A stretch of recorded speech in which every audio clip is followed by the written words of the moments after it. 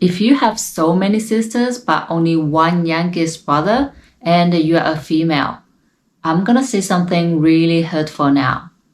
Your parents tried all their luck to have this baby boy, regardless how many daughters they already have, because a boy is what they really want for this family. Sorry to hurt your feelings, but you were born in one of those Chinese families that has an extreme preference for boys.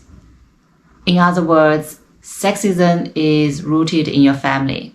My mom was born in the mid-60s. She has 4 younger siblings, 3 brothers and 1 sister. 60s was a time when the majority of Chinese people were still busy fighting against hunger and poverty. Unfortunately and sadly, that my mom was born in one of those tragic patriarchal families. Undoubtedly, being the oldest girl in such family means lots of responsibilities, obligation, and sacrifice awaiting for her the moment she was born. According to mom, she had to drop out of school at a very young age, not only because of the poor financial condition of her family, but also she was educated by her parents that it is older siblings' responsibility to take care of the younger siblings and help parents. So my mom spent most of her teenagerhood taking care of her younger brothers and sister, as well as sharing the burdens of housework chores with her parents, just like Cinderella, but tortured by her own parents. Sometimes I wonder how if mom did get the chance to receive better education, what type of life would she be living right now? Mom used to be the typical exploited Chinese sister. What is a typical exploited Chinese sister? It is a sister that would give lots of financial help to her brothers once she starts working and making money. Doesn't matter how either older brothers or younger brothers. Young Chinese girls gave her savings reluctantly to help her brother buy a property so he's able to get married and start a family. Left her with the award of Sister of the Year, Daughter of the Year. These type of sisters are normally persuaded by her biased mother that it is her duty to help her brothers to buy a property for the sake of the whole family's happiness. First of all, I don't understand the logic at all. I don't understand the logic of doing that at all. Secondly, I don't understand why some sisters did the things as their parents requested. I mean, 2 extremely bizarre things happened just at once. My mom got married at a very young age, 20 years old. My parents had been supporting my mom's family for quite a long time. So long that sometimes you just feel like they took advantage of it. They took it for granted. My parents had been sending money back to my mom's parents regularly for years. Here is another thing I need to mention. In China, there is a deeply rooted tradition for thousands of years that at first your parents raised you, then it is your turn to take care of your parents when they become old. You must fulfill your filial duty. It is very common for grown-up or married children to financially support their parents as a return to the time, money, energy, hardship parents have spent raising them. Honestly, if you are doing well and you are able to support your parents, your in-laws on a regular basis, then it is a very honored and pleasant thing to do. However, most cases I saw in real life are that Elderly parents blame their children for being ungrateful and heartless. On the other hand, the children would blame their parents for sucking their blood just like vampires. Back to the story of my mom. So, my parents were always the first ones to be contacted whenever my mom's parents had problems. My parents even financially helped my two uncles to build their own houses under the pressure of my grandmother. So you may wonder, why did your father agree to all this? It's another story. It's complicated. Basically, Chinese people care a lot about faces and reputation. Back then, my parents were doing quite well. They were running a business. So my dad thought it was okay to take care of my mom's family. After all, it was really no big deal for them.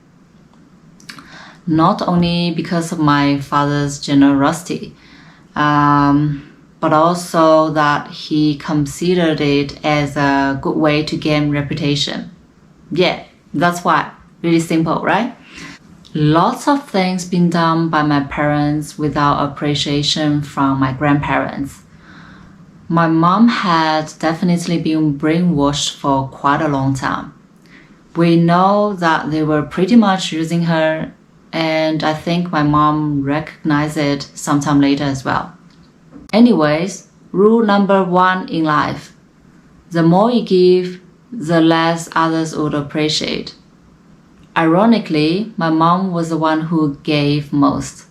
Sometimes life is unfair. Most parents seem to love the rebellious kids more rather than the well-behaved ones. My mother was the least appreciated children and the least loved children from day one until the day her parents passed away. I was studying in Guangdong province for my bachelor degree. Guangdong is in the very south of China, in case some people don't know. And women from Guangdong province are considered relatively more traditional and conservative. I was born in Guangdong, but raised in Chongqing, a very different environment from Guangdong. So I get the chance to compare girls from both places. Since I was deeply influenced by Chongqingese culture, I do notice that I'm quite different from most of Cantonese girls in my class. I was always the one who asked crazy questions bluntly and did crazy things, etc. Most Cantonese girls are more reserved compared to Chongqingese girls in terms of social activities and self-expression. Even though there was one-child policy in China from 1980 to 2015, some families from special regions and under special conditions did manage to have more than one child. For example, you can pay the big fine to have extra kids. So there was one girl, my classmate from university. She is from a family with only daughters. She has 2 older sisters. She's from Guangzhou, by the way. So apparently her parents felt really regretful that they were not able to have a boy to carry on the family name. Then something really bizarre happened. Basically, her parents had a discussion and agreed to let her father to have another child with a lady from the same town. For whatever reason, that lady did give birth to a baby boy eventually. So my classmate has a hidden brother for years, which she has never exposed in public. What shocked me more is that her parents has been in love with each other deeply for decades, even until now. I don't know what was going on, but honestly, I would feel less shocked if the truth was that her father had an affair, her mother forgave him happily ever after. Instead of this strange thing which out of my imagination completely. My sister-in-law comes from a family which well explained what sexism is. She is the oldest daughter in her family, following with 2 younger sisters and 1 youngest brother. Her brother is 6 years younger than her, which means her mother gave birth to 4 kids within 7 years. Luckily, the 4th child was a boy. Otherwise, my sister-in-law would have had a couple more siblings. Her parents didn't buy any properties for those girls when they got married. However, they did buy a property for the boy, even before he got married. A property worth around $250,000. And now he's married.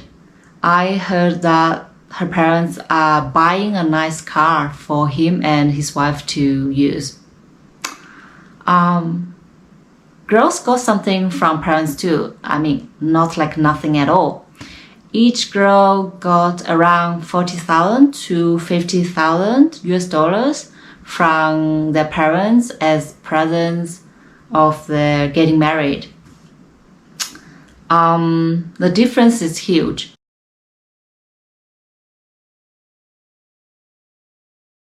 What made me feel really sad is that my sister-in-law's reaction to it. Somehow she seemed to consider it as no big deal. It seems common and acceptable to her. I don't understand. I don't get it. I don't get it. She's educated. She went to university. She works too. How come she still finds it normal being treated so unfairly just because she's a girl? The only reason I can try to relate is probably that the environment she grew up affected her a lot. Her mother was treated this way. Her mother was from a family with 10 kids, which absolutely not enough love and attention for each kid. Don't ever underestimate the influence from parents. So maybe that's why she thought it was okay to be treated that way. Sometimes you can't tell something's wrong if you have been brainwashed for a long time. Or she did feel the inequality and she felt angry, but she knows that she can't really do anything about it. She knows that she can't eliminate the sexism from her parents. Instead of protesting and arguing with her parents, she chose to be silent. She chose to let it go. That's just my guess. I have never ever asked her how she felt. Then how about myself? I'm the youngest child in my family. I'm the only daughter in my family. I have 2 older brothers.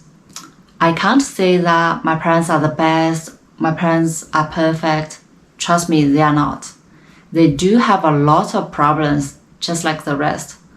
There were bad memories when I grew up, which I would never forget even years past.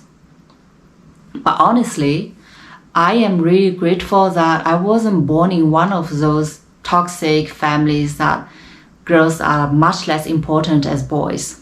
I think I'm lucky I'm the only daughter. I can't imagine being born in a family like my sister-in-law's, which the whole family revolves around the only boy. I am always the one who carry least responsibilities in my family. Also, I'm so grateful that my parents always encourage us to pursue higher education, and they provided us the opportunity at the same time. Even though they didn't get the chance to receive better education themselves. As time and the situation are changing, more Chinese women are getting well educated and financially independent nowadays. Sexism is gradually diminishing among young parents. It's no longer really common to see young parents chasing after a son. It's no longer to see young parents with a couple of daughters and only one son. except some really poor rural areas. Parents from some regions even prefer daughters because they think daughters are more careful, more thoughtful, more caring, and less troubles. Comment to let me know women's life in your countries. I would like to hear more stories from you guys. Thank you for watching. See you next time. Bye.